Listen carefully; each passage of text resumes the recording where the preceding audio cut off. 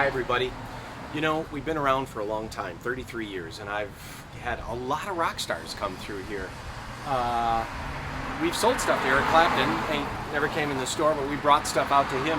And as growing up, Clapton was my guy. I just listened to those records over and over and over again. So I jumped at the opportunity in 1999 to go to the Eric Clapton auction. And at that point in time, flipping through the catalog, the estimates in the catalog, we had no idea we're going to go so far up. And you can read about it on our Notes from Willie section. On the front page, you'll see that.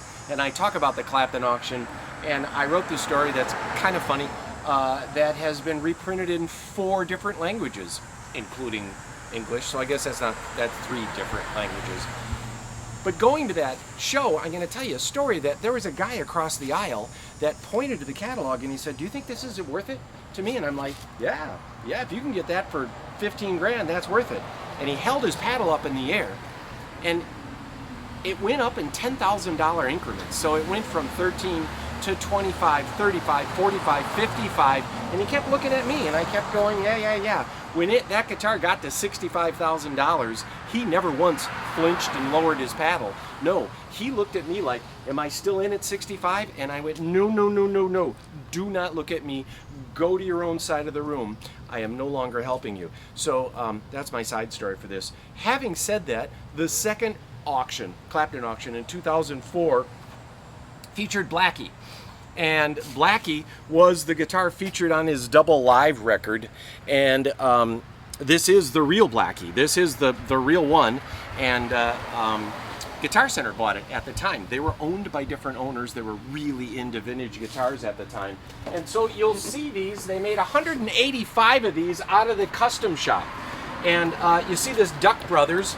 The Duck Brothers were Albert Lee and Eric Clapton. Now, Albert Lee was a big session musician when Eric Clapton was a kid. So Albert Lee was on a ton of records coming up. Him, Jimmy Page, Big Jim Sullivan were all huge guys in their own time. So we Americans saw Albert Lee, were like, "Ooh, who's this guy?" But he was well known already.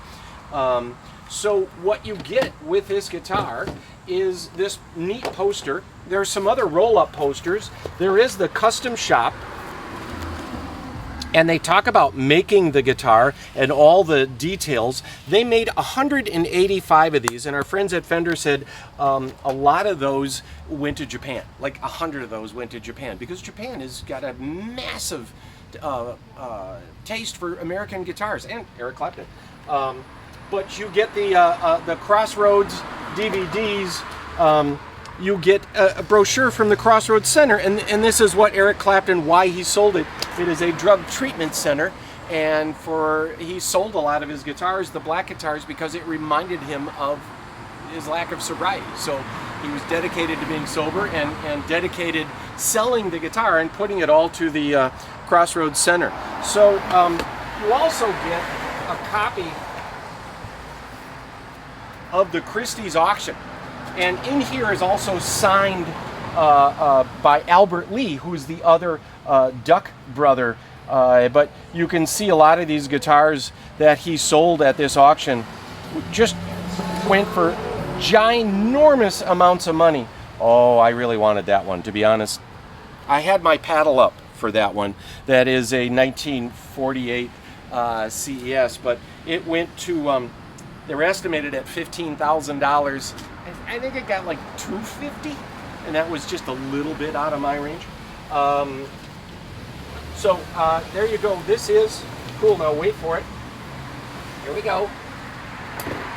I'm offering this up for sale. This comes from the original owner. I believe this is the only one that was sold in Minnesota, and the original owner is selling it to us. This is coming up. It's got the original strings on it. The E string broke. He didn't want to replace it, but of course we will. But every nick is just like Eric Clapton's.